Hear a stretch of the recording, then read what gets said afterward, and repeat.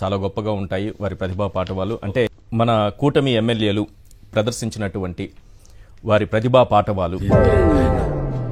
Your honour ఇతను ఏం మాట్లాడుతున్నారో నాకైతే అర్థం కావట్లేదు. నాకు కూడా ఏం అర్థమైతలేదు సార్. నటనలో ఎంత ఆరితేరిపోయారు. ఆ డైలాగ్ డెలివరీలో కానీ, లేకపోతే మాడ్యులేషన్లో కానీ, హావభావాల్లో కానీ, ఆహార్యంలో కానీ. వీడు చెప్పేవన్నీ ఇన్ని సంవత్సరాలు విని విని ఇసుగెత్తిపోయింది. వారు అద్భుతమైనటువంటి నటనా చాతుర్యాన్ని కనబరిచారు. ఏంటి మమ్మీ ఎవడీడు? కొంతమంది ఏమో చౌకబారు డైలాగులు, చీప్ కామెడీ, దిగజారుడు వ్యాఖ్యానాలు, డీ గ్రేడ్ నటన, లో లెవెల్ కామెడీ. ఓ కౌరవుడివి, తుపాకీ వీరుడివి, నీకో డబ్బా బుల్లెట్, బుద్ధేమో మాడిపోయిన ఆమ్లెట్. ఏంట్రా నీకు గోరోజనం? ఒక మంచి లేదు, మర్యాద లేదు, కరుణ లేదు, కాకరకాయ లేదు, ఏం పుట్టుకురా నీదే? ఒక్కసారి వారి ప్రతిభా పాటవాలు. ఒక ఆయన ఉండేవాడు, ఎక్కడో కొడుతుంది సీనా. షాపుకి వెళ్ళినా, పెళ్లికి వెళ్ళినా, పేరంటకాలకి వెళ్ళినా, వీడేమరు ఆడేడ తిరుక్కుంటూ స్టీరింగ్ నా పొంగికి పెట్టిండు. ఎవడాడు? ఎవడో 11 నెంబర్.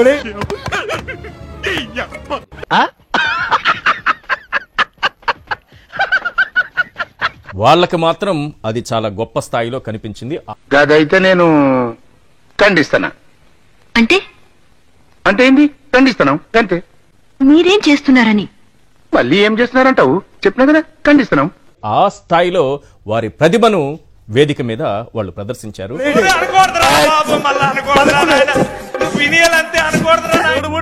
ఏడవట్లేదా? కన్నీళ్లు గారి ప్యాంట్ కూడా తడిచిపోయింది, ఏడవట్లేదంట. గబ్బా, you cried, it's over, don't fool around. ఏంట్రా ఇలా మొండి పట్టు పడుతున్నావు?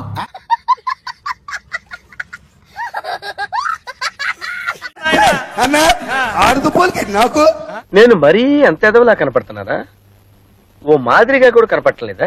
ఉన్నాయి అనేది దానికి డీసీఎం సీఎం ఏ విధంగా విరగబడి నవ్వారనేది. రాజా లేవనంటావా, నన్ను లేపమంటావా?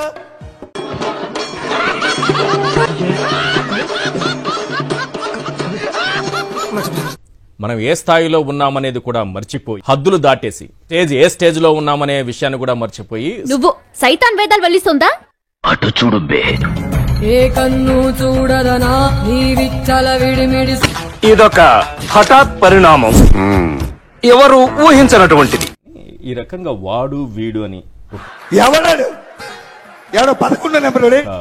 మాజీ ముఖ్యమంత్రిని తర్వాత బాడీ షేమింగ్ లాంటిది ఎలా నిలబడతారు, ఎలా చూస్తారు? పసుపు చీర కట్టుకొని వారి ఇళ్లకు వెళ్ళి వారికి మోకరిల్లి, దీనికి మీరేమంటారు సార్? ఎదవనైపోయానన్న. మరి అదే నా ఎదవతనంతో పోల్చుకుంటే నీ ఎదవతనం ఒక ఎదవతనం అంటారా? వచ్చిన టైం బాలేదు. ఇది ఒక ప్రజాప్రతినిధులు చేయాల్సిన పనులేనా? పెట్టినటువంటి కార్యక్రమంలో ప్రజాప్రతినిధుల పోరంబోకుల, నేను డైరెక్ట్ గా అంటున్నా.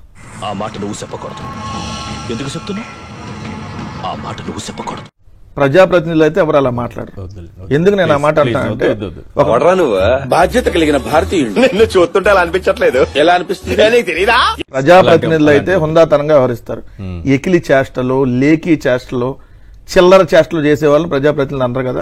ఎవడు తగ్గటంలా, ఎవడు కూడా యాక్టింగ్ ఎరగదీసేస్తున్నాడు. ప్రైజ్ మ్యాన్ కొట్టారు. పవన్ కళ్యాణ్ ఏకైకలో పక్కపక్కలో లేఖీ చేష్టలు చేశారు. లేఖీ అనే పదం కూడా చాలా పెద్దది, చాలా చిన్నది. ఇంకా ఏంట్రా ముచ్చట్లు చెప్తున్నావు? నీ నాలిక పీకి నర్వ్ ఇంజెక్షన్ చేయాలరా, నీకు బాగా బలిసింది. పెద్ద పదాలుంటే అవి వాడాలి. ప్రజాప్రతినిధులాగా వ్యవహరించాలి. వచ్చిండా సైంటిస్టు రోడ్ల మీద వెళ్లే బజారాల్లాగా వ్యవహరించి ఏది పడుతుంది మీకంటే ఆ ఈటీవీలో వచ్చే జబర్దస్త్ చాలా బెటర్. చెప్పు చెప్పవే, నేను వింటాను కదా. ఓ చెప్పే. ముఖ్యమంత్రి అయితే అసలు పడిపోతున్నారా, పడుకొని నవ్వుతున్నారా, కూర్చొని నవ్వుతున్నారా? నేను ఎవరిని వాడు వీడు అంటలేదు. దయచేసి వాళ్ళకంటే సంస్కారం లేదు.